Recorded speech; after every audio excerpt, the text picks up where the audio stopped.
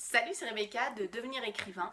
Aujourd'hui, j'ai envie de te donner 5 principes pour choisir les lieux que tu vas mettre dans ton roman. Peut-être que tu as déjà une petite idée de l'endroit où tu veux que se passe ton histoire ou des endroits où tu veux qu'elle se passe, mais je vais te donner des conseils pour bien les choisir, pour que ces lieux-là ne soient pas simplement une toile de fond pour ton roman, mais qu'ils lui apportent de la valeur.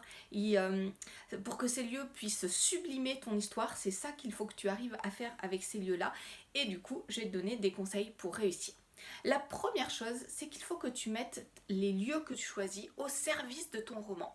Qu'est-ce que ça veut dire? Ça veut dire que tu vas pas choisir ces lieux complètement au hasard. Il faut que tu t'interroges quand tu choisis un lieu. Alors, bien entendu, on parle des lieux clés. Ton personnage peut passer dans différents lieux ensuite, mais les lieux clés, il faut vraiment que tu t'interroges pour savoir quelles sont les émotions que va provoquer ces lieux-là chez ton lecteur. Par exemple, si tu imagines une scène dans un paysage magnifique, eh bien forcément tu vas falloir que tu mettes ça en avant et ça va aussi donner de la profondeur à ton intrigue et aider à projeter le lecteur dans cette scène.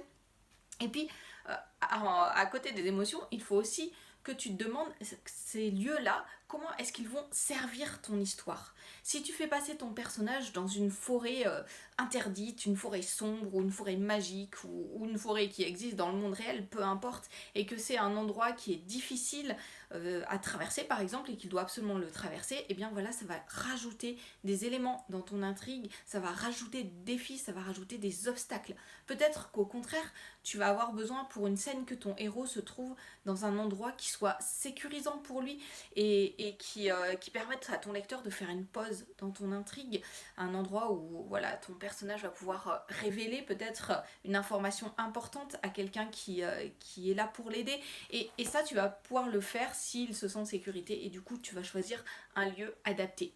L'idée de fond, elle est logique, mais je voulais quand même te la rappeler, ce premier conseil, choisis des lieux en fonction des émotions et en fonction des besoins que voilà, qui sont nécessaires pour créer ton intrigue.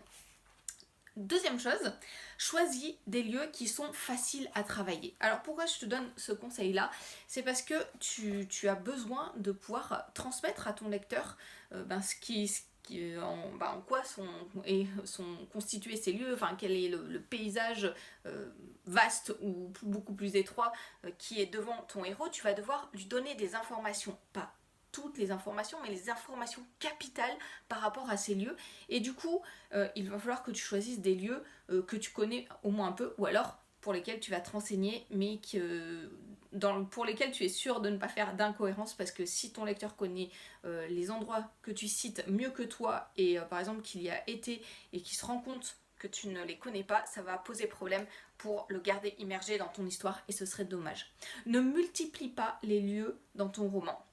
Ça, c'est un conseil important. Alors, ça dépend bien entendu du type d'histoire que tu écris. Si tu écris une histoire où ton personnage voyage, eh ben, tu vas avoir certainement besoin de le faire passer dans différents lieux. Et c'est normal et c'est très bien. Mais tu n'es pas obligé, dans ton roman, de démultiplier ces lieux-là. Pourquoi? Parce que si ton lecteur, si l'intrigue se passe, si tu réutilises plusieurs fois le même lieu dans ton intrigue, tu vas pouvoir apporter chaque fois des éléments à ton lecteur qui vont l'aider à construire l'image mentale de ce lieu. Donc il va devenir familier avec ce lieu, il va le connaître et ça va l'aider à se projeter dans ton histoire. Alors que si chaque fois tu amènes un lieu différent, eh bien ça va être beaucoup plus dur. En tout cas, c'est pas les mêmes émotions que tu travailles chez ton lecteur et le choix, peu importe le choix que tu fais, mais par contre tu dois faire un choix réfléchi. Tu dois savoir pourquoi est-ce que tu fais le choix d'avoir deux, trois petits lieux, voire même un lieu unique, ou plutôt un nombre important de lieux, en sachant que ça ne va pas provoquer les mêmes émotions chez ton lecteur. Pense à faire une visite virtuelle ou réelle de ces lieux. Si tu peux y aller physiquement, c'est très bien. Si tu les connais et que tu as déjà été, c'est très bien. On ne peut pas toujours, mais aujourd'hui, avec toutes les images internet, etc., tu peux vraiment te renseigner sur les lieux que tu utilises. Et si ce sont des lieux imaginaires, là aussi, fournis-toi en images. Ça va vraiment t'aider ensuite à décrire les lieux, à mieux immerger ton lecteur, à mieux imaginer des choses, à faire peut-être des liens entre différents lieux pour créer quelque chose de complètement nouveau. Appuie-toi sur des images, appuie-toi sur des récits de personnes qui sont allées dans des lieux clés et qui ressemblent à ce que tu veux mettre dans ton roman. Ça va vraiment t'aider pour construire ton intrigue.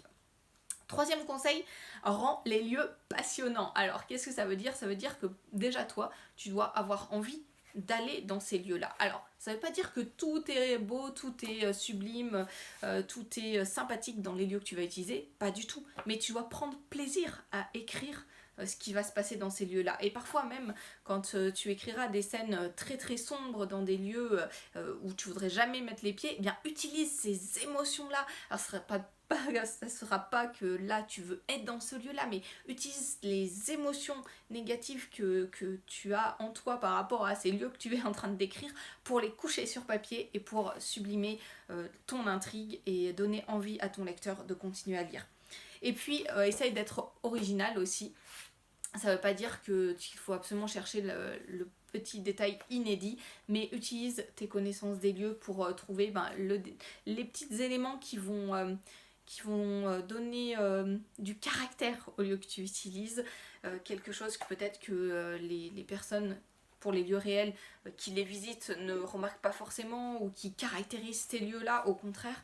Enfin voilà, regarde quels sont les petits éléments comme ça que tu peux mettre en avant dans les lieux et qui vont intéresser ton lecteur.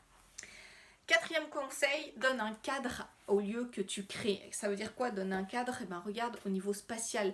Là aussi, plus le lieu sera vaste, plus ça sera difficile de le décrire, mais ça donne une certaine impression au lecteur. Il va ressentir justement cette sensation d'infini, comme quand on est devant la mer et que le regard va jusqu'à l'horizon.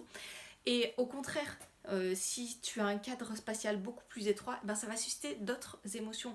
On va beaucoup plus se sentir enfermé, tu vas pouvoir faire ressentir ça à ton lecteur. Regarde quel cadre spatial tu veux donner pour chacune de tes scènes dans les lieux que tu utilises et ça va vraiment t'aider à donner au lecteur les émotions et les sensations que tu veux lui donner. Et puis, le cadre temporel, bien entendu, c'est important aussi pour chacune de tes scènes. Interroge-toi, quelles sont les différences si telle scène se passe en journée? Quelle impression ça donnerait si elle se passe la nuit dans le même paysage? Peut-être que ça change du tout au tout et que tu peux réutiliser le même paysage plusieurs fois, mais sous une facette différente. Ou ça peut vraiment changer les choses, ou par rapport au climat aussi, s'il fait beau, s'il pleut, s'il y a un orage, s'il y a une grosse tempête, les choses sont différentes et c'est tous des éléments auxquels tu dois réfléchir quand tu réfléchis au lieu pour chacune de tes scènes. Dernier conseil, introduis du mouvement dans tes lieux, c'est vraiment essentiel parce que c'est ça qui donnera du réalisme, c'est ça qui aidera ton lecteur à continuer à lire, enfin qui lui donnera envie de participer, qui le fera se ressentir parfois même comme devant un film.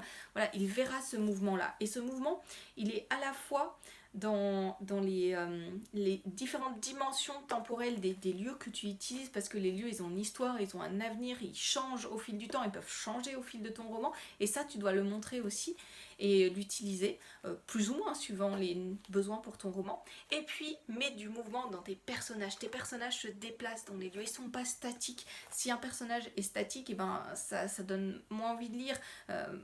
Même au milieu des dialogues, mets des petits éléments pour montrer que ton personnage se déplace et l'attitude corporelle de tes personnages va permettre d'investir le lieu dans lequel ils se trouvent et d'apporter de la valeur à ton intrigue.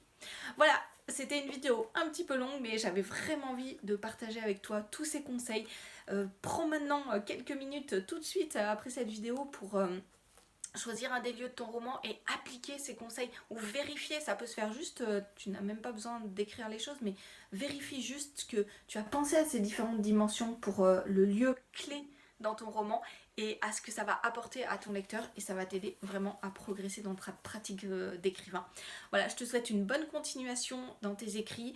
Pour aller plus loin, télécharge ma formation gratuite sur les scènes, ça va t'aider à construire chacune de tes scènes et tu vas pouvoir y intégrer les éléments que je t'ai donnés. Tu verras dans cette formation, je te parle notamment de ce qui est important de mettre dans chacune de tes scènes et il y aura des éléments par rapport au lieu.